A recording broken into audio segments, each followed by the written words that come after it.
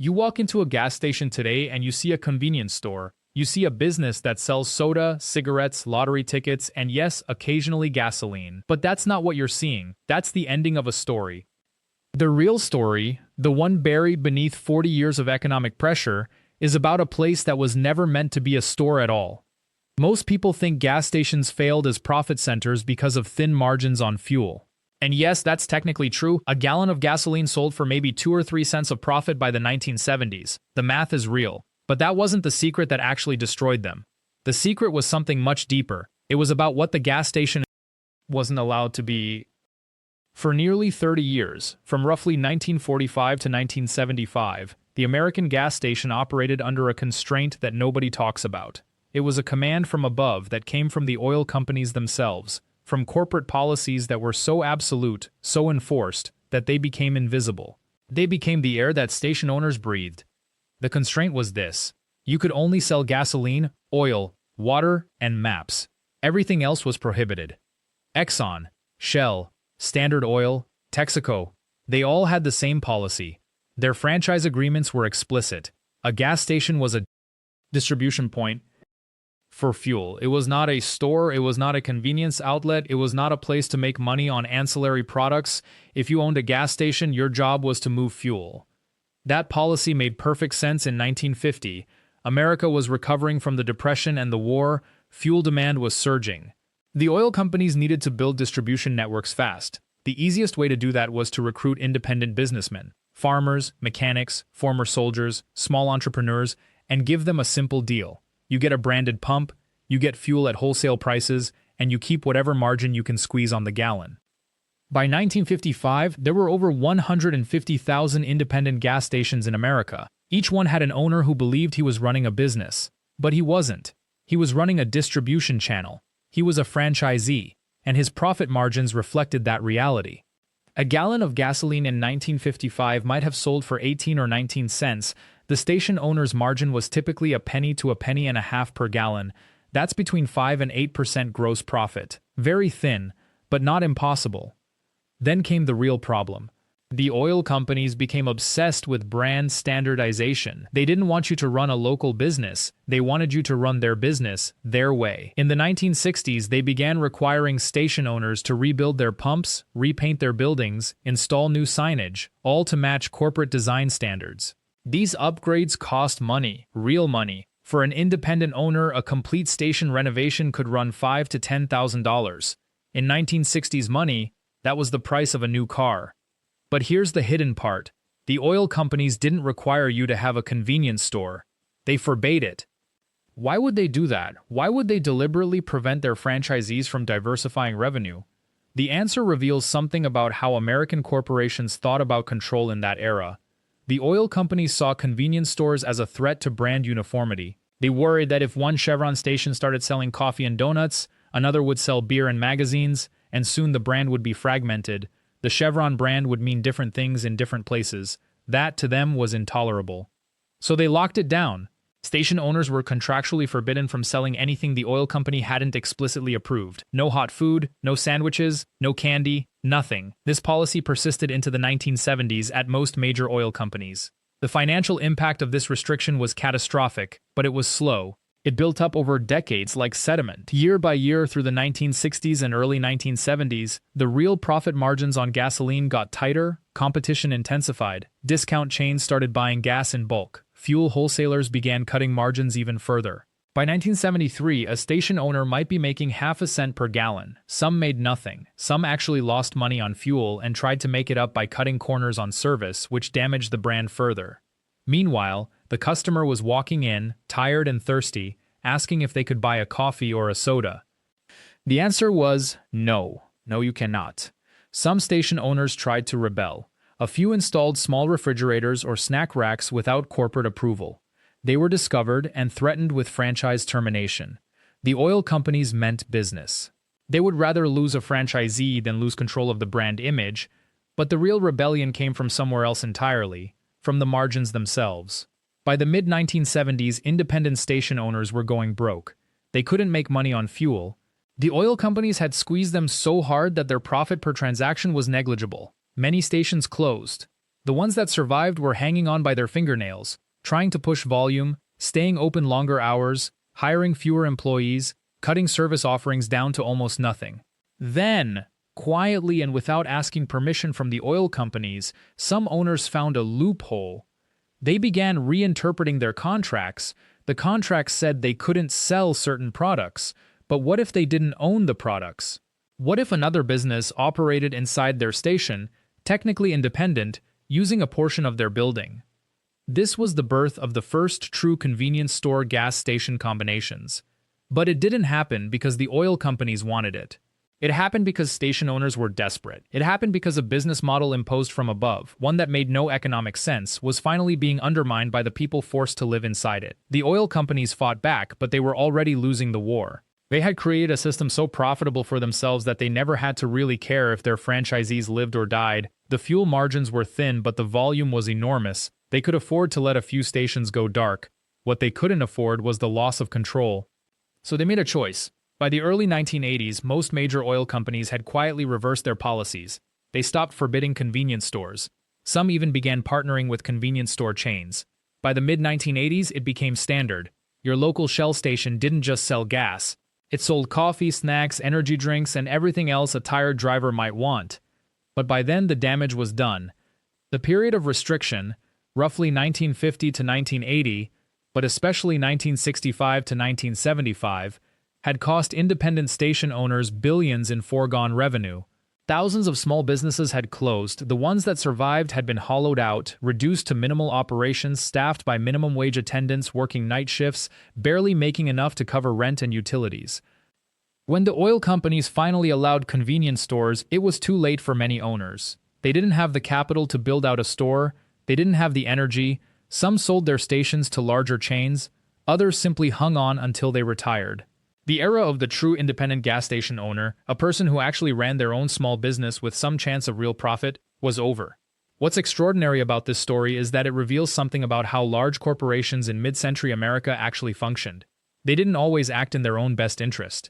Or rather, they acted in the best interest of the corporation as a monolithic entity, even when it harmed the subsidiary operations that made up that entity. The oil companies cared more about controlling what happened inside a station than they cared about whether that station owner survived economically. They were willing to let franchisees fail rather than risk brand fragmentation. That's a form of economic cruelty disguised as brand management.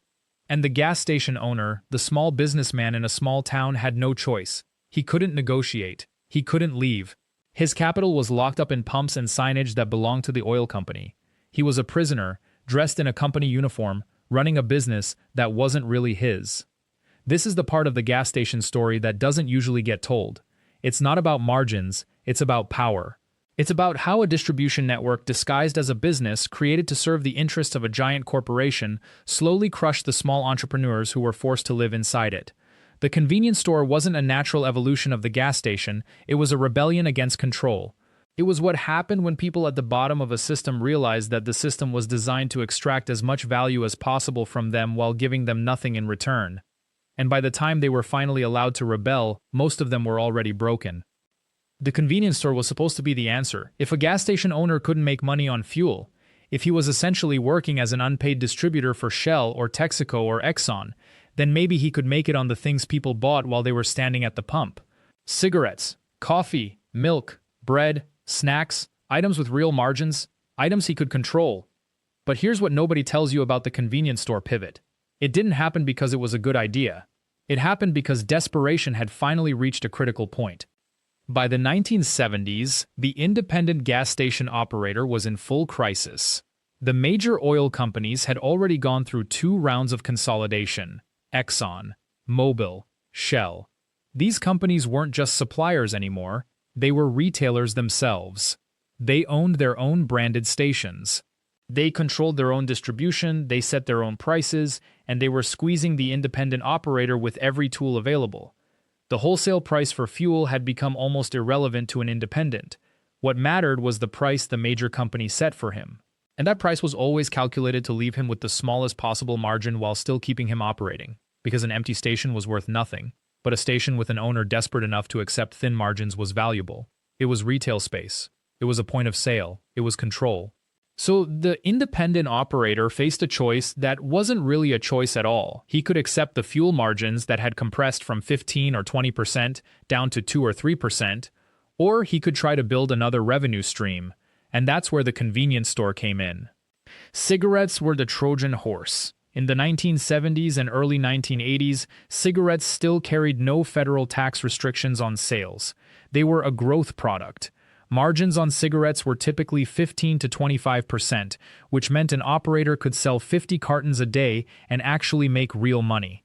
Coffee was another margin engine, a cup sold for 40 or 50 cents with a cost basis of maybe 5 or 10 cents. Sodas, chips, milk. These weren't luxury items, they were necessities that people bought habitually, and they came with markups that could actually sustain a business. But there's a mathematics problem buried inside this salvation story. The gas station convenience store was still a gas station first. The land was built for pumps. The building was built around serving cars.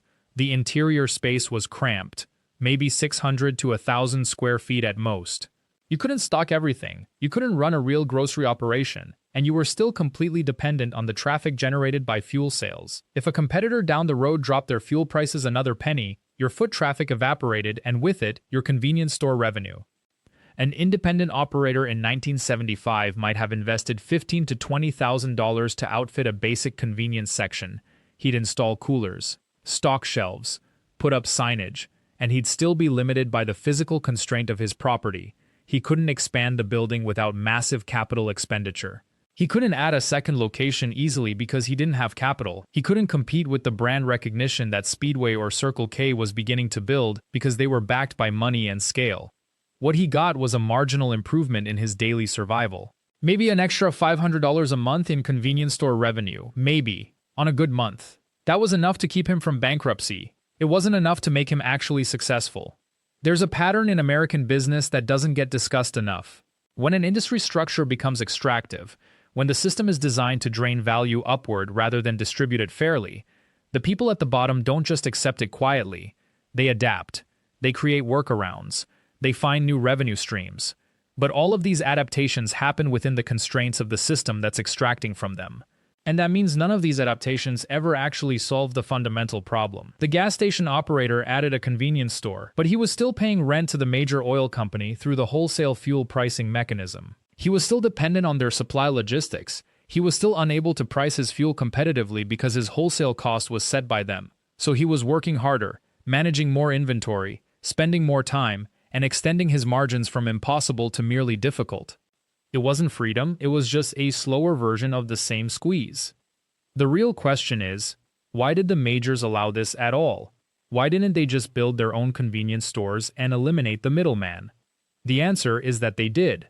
They built their own stations, they invested in company-owned retail, but they also understood something crucial: the independent operator was useful. He was always available because it was his property and his money at stake. He would work 70-hour weeks without overtime pay. He would accept slim margins because the alternative was losing his investment. He was flexible in ways that a salaried manager could never be, and most importantly, he generated sales volume that helped the oil company move fuel through the distribution network. They built their own branded stations in high-traffic urban and highway locations where volume could justify the capital investment.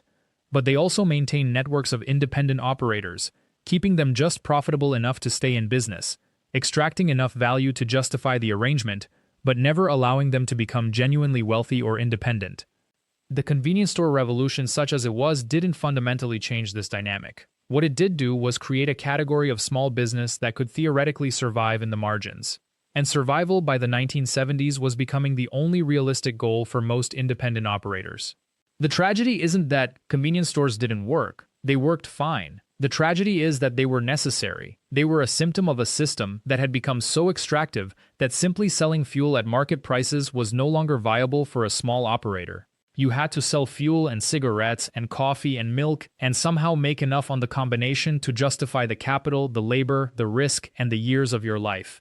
By the 1980s, this model was beginning to fracture in a different way. The rise of convenience store chains, real chains, not individual operators, began to create a new tier of competition that made the small independent operator even more obsolete.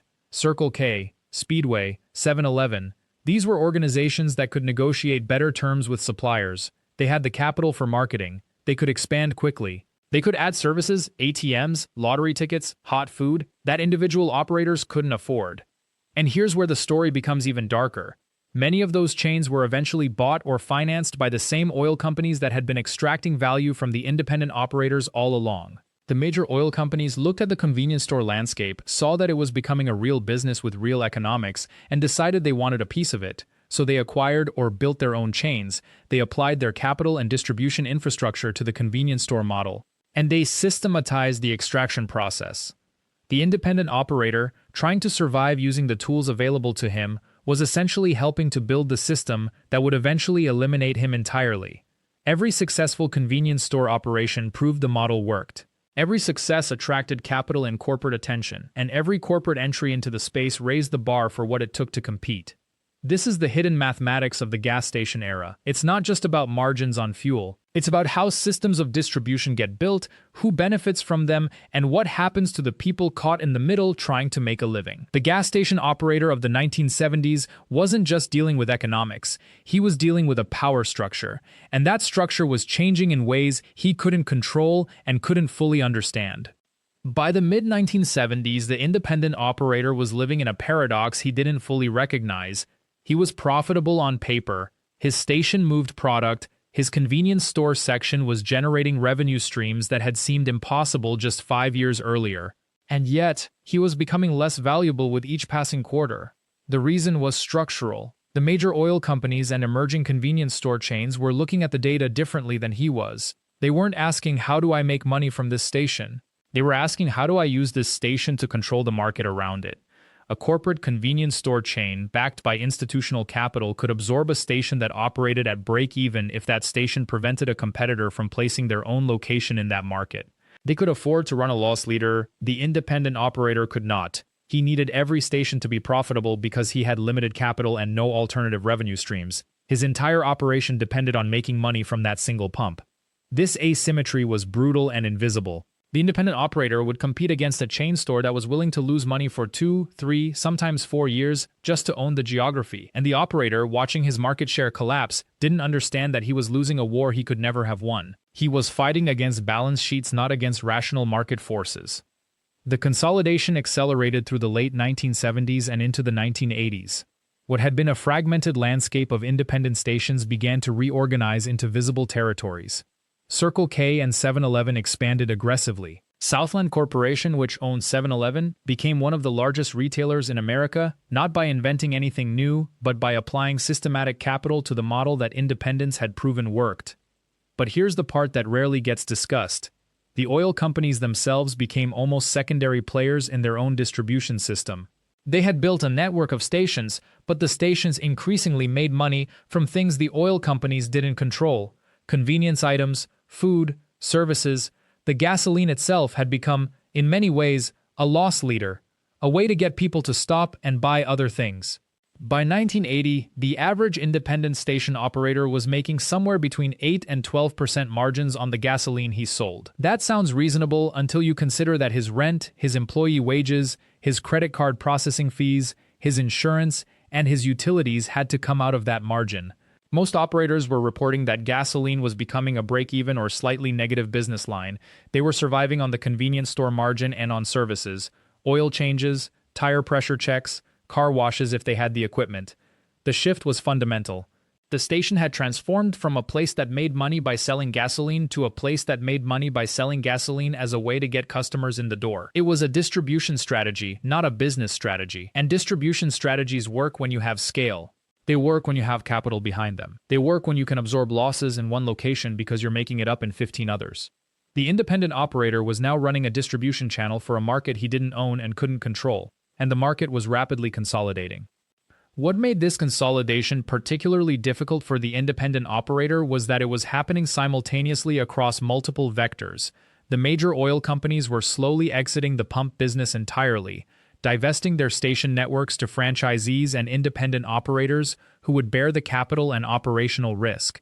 The convenience store chains were expanding their fuel offerings, and new players, fuel-focused retailers who didn't care about the traditional oil company model, were starting to build networks from scratch using logistics and capital that the independent operator couldn't match. Pilot Flying J, which would eventually become the largest truck stop operator in North America, started expanding in the 1970s. They weren't burdened by the legacy infrastructure of the old oil companies. They didn't have traditional dealer relationships or brand constraints. They built stations with capital, rationalized every square foot, and ran them with the efficiency of a logistics company that happened to sell fuel, not an oil company that happened to operate stations.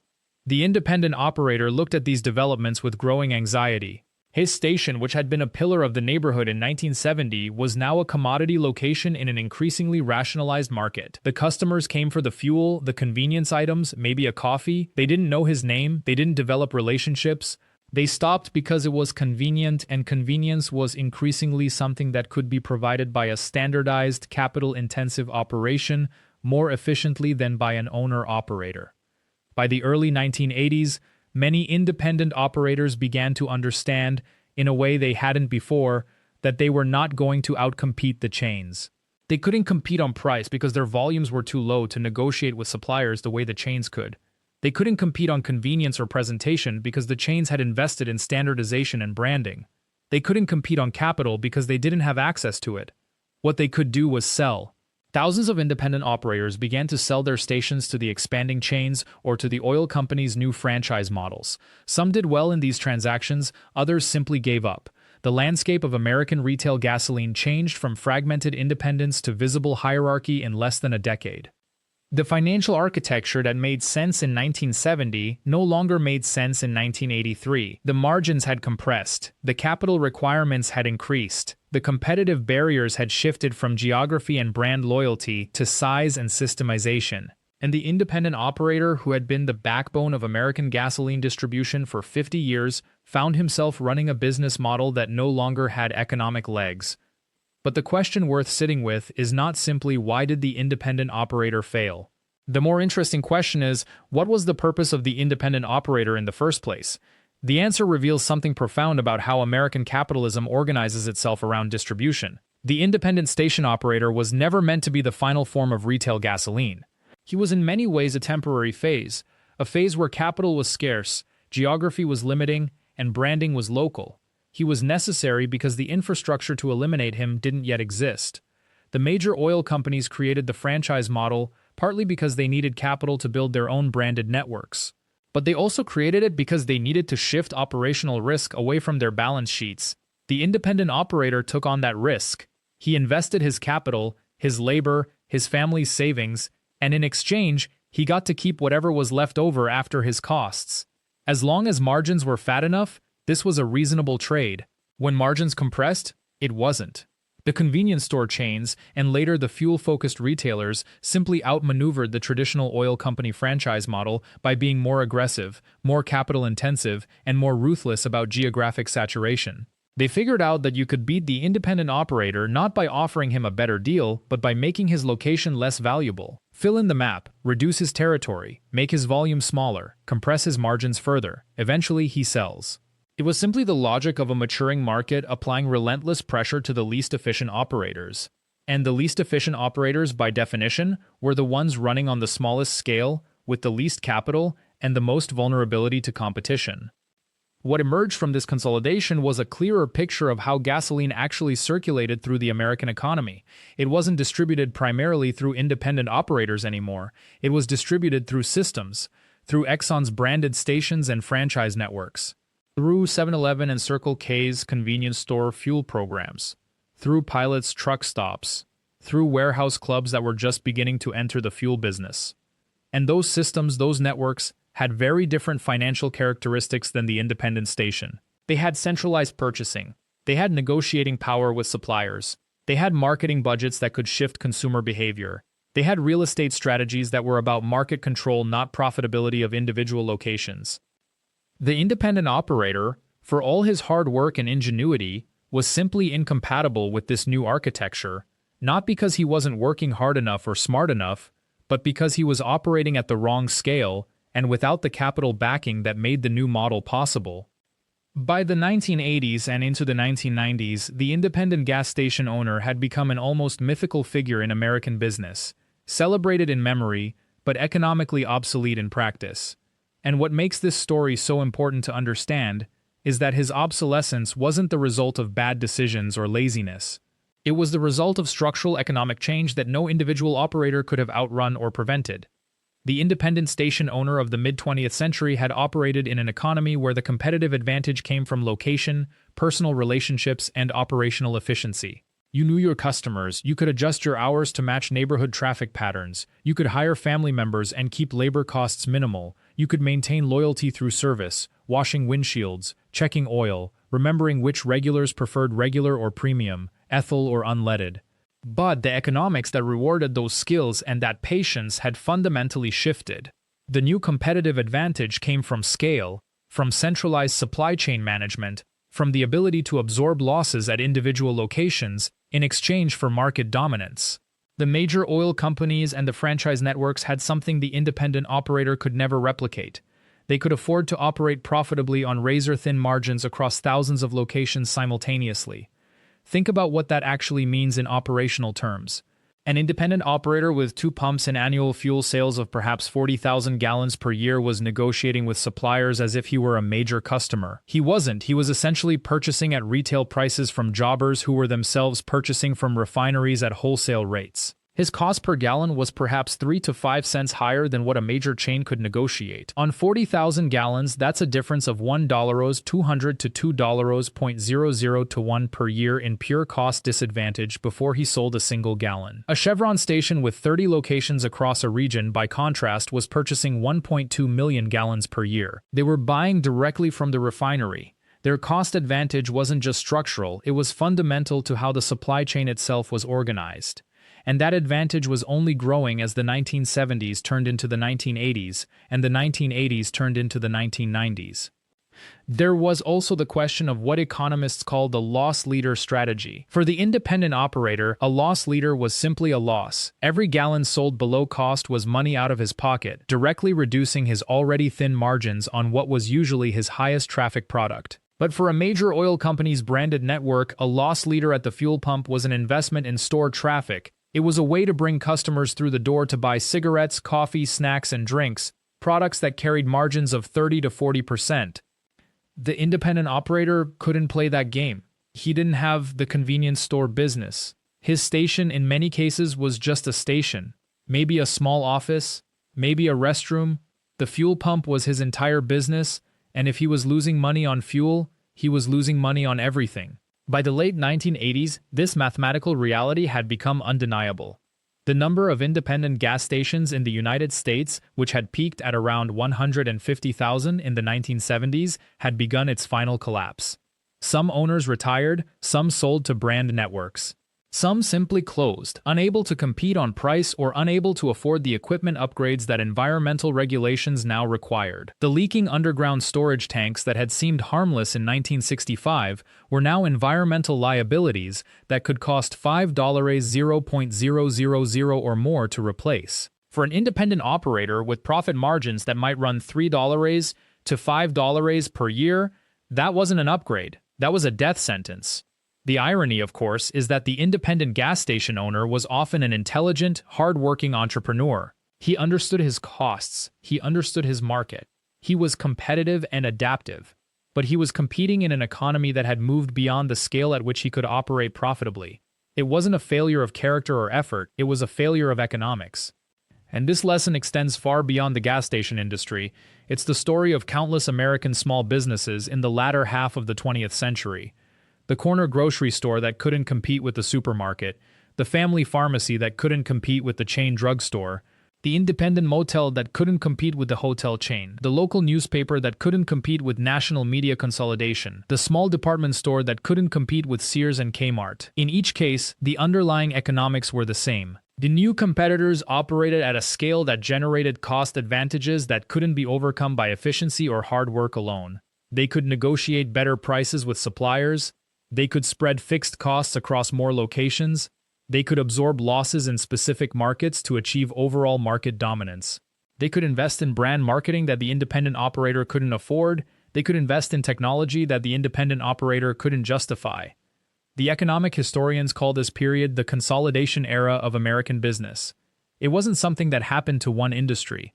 It happened across almost every retail and service sector simultaneously, driven by the same underlying forces: improved transportation and communication that made centralized distribution networks possible, the rise of the interstate highway system that favored large-scale operations, the emergence of supermarkets and shopping malls that required capital investment beyond what small operators possessed, and the increasing sophistication of supply chain management that gave major corporations unprecedented advantages.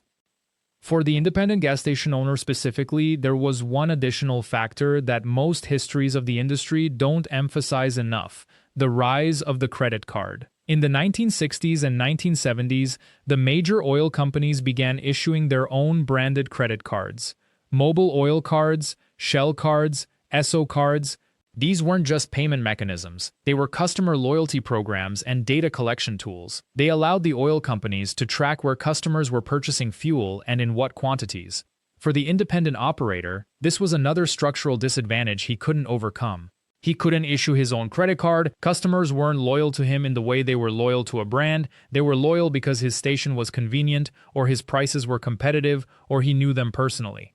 But once major oil companies made credit available through their branded stations, and once those branded stations became ubiquitous through franchise networks, the personal relationship that had been the independent operator's greatest competitive advantage became almost irrelevant. The independent operator, in other words, was disadvantaged not just in operations and finance, but in customer psychology.